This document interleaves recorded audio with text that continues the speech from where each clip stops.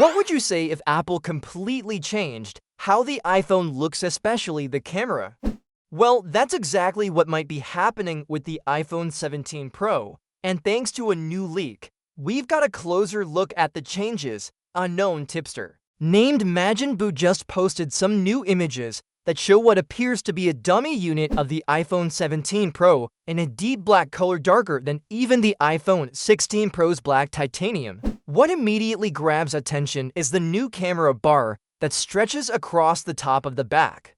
Instead of the usual square camera bump, this one has individual circular camera rings spaced out more like the cameras on a Google Pixel. On the far right, you can also spot the LED flash and the light detection and ranging sensor, which are tucked into the bar's edge. So far, it looks like Apple is borrowing a few design ideas from the Pixel playbook, and that could mean a big shift in how future iPhones will look and feel.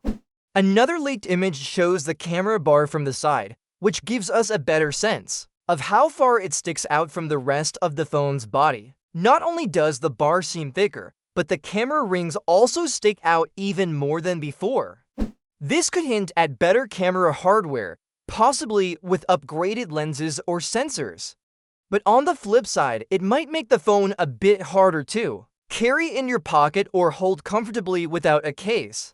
Along with the Pro model, Majin also shared pictures of what might be a dummy unit of the iPhone 17 Air, another version that hasn't been confirmed yet but has popped up in earlier leaks. This version also comes in black, but the camera bar is thinner and more minimal. Instead of 3 lenses, there's only one rear camera. That likely means the iPhone 17 Air will be a budget-friendly option, built for people who don't need a complicated camera setup, just want a solid phone that works. On top of that, there's one more leaked image that shows what seems to be the entire iPhone 17 lineup: Pro, Air, and maybe the base model lined up side by side. These phones aren't black like the others, they appear in a white or stone-like color that looks clean and modern. While these dummy units might not be based on the final version, they do match up with what we've been hearing from other leaks. Majin history is a mix of accurate and off-the-mark tips, so it's smart to stay a bit cautious. But the fact that multiple sources are now showing the same design style gives us more reason to believe that Apple could actually go ahead with it. If this design does make it into the final release, it could change the way we think about iPhone aesthetics. Some users might love the new look, especially if it helps the phone stand out in a crowded market. What if Samsung's next foldable phone is not just another refresh, but a major turning point for the company? Well, that might just be the case with the Galaxy Z Flip 7 and its more affordable sibling, the Galaxy Z Flip 7 FE. Just recently, reliable leaker Evan Blass shared renders of both devices, showing off their colors and designs. The regular Galaxy Z Flip 7 is expected to look very similar to the Flip 6, but there are some small changes. It will come in 3 colors: jet black, coral red, and blue shadow. Under the hood, the biggest change is the processor. Instead of a Qualcomm Snapdragon chip, Samsung is using its own in-house Exynos 2500 processor. This is a big move because Samsung originally planned to launch this 3nm chip in the Galaxy S25 series.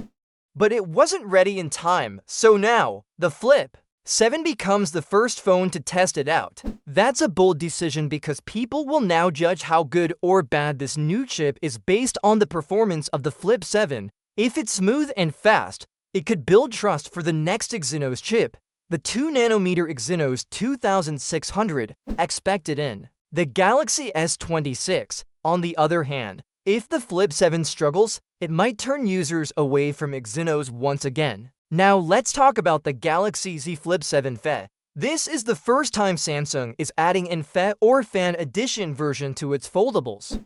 It's basically a more budget-friendly foldable phone that looks a lot like the Flip 6. The hardware will mostly be the same as the older model, and it will probably use an older Exynos chip too. But Samsung promises better software support than its previous foldables, which could make a big difference over time.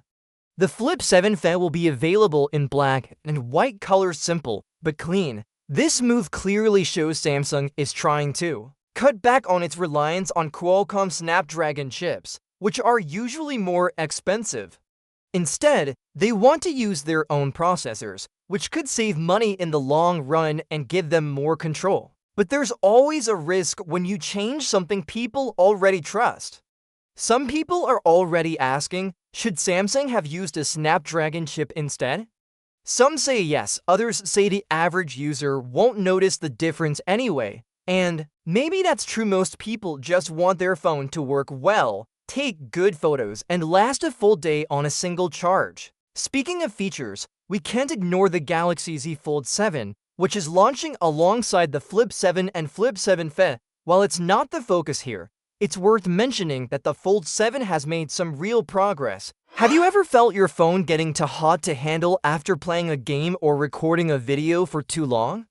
Well, Apple might finally have a smart solution for that in the upcoming iPhone 17 Pro and iPhone 17 Pro Max. According to recent reports, Apple is working on adding a vapor chamber cooling system to its next Pro models. This is something that's been talked about since 2021, when analyst Ming-Chi Kuo first mentioned Apple was testing this tech for the iPhone 13. It didn't happen back then, but now, several sources, including tipster Majin Buu, are claiming the vapor chamber is finally making its way to the iPhone 17 Pro series. Why now? It seems the upcoming A19 and A19 Pro chips are expected to be more powerful, and with that extra performance comes more heat. To keep things under control, Apple wants to stop the phone from getting hot without slowing it down. Currently, the iPhone 16 series uses graphene sheets to pull heat away from the A18 chip, and Apple also changed the battery's covering from foil to metal to help spread the heat more evenly. Plus, the iPhone's metal and glass body helps to cool things down, but all these methods have their limits. That's where the vapor chamber comes in.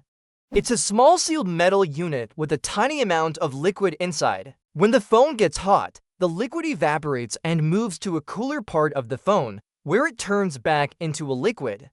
This cycle continues, quickly lowering the device's temperature without cutting performance. In other words, the vapor chamber could keep your phone running fast without getting hot, even during things like gaming or 4K video recording. Majin Buu says that only the iPhone 17 Pro and iPhone 17 Pro Max will get this cooling upgrade because their processors and displays are more advanced and likely to generate more heat. The regular iPhone 17 and the iPhone 17 Air will stick to the old cooling methods. Now, while Majin Buu hasn't always been accurate, he's not alone in saying Apple is finally serious about using vapor chambers, and honestly, it makes sense. The newer chips are getting faster, the displays are getting brighter and more capable, and users are doing more demanding things on their phones every day.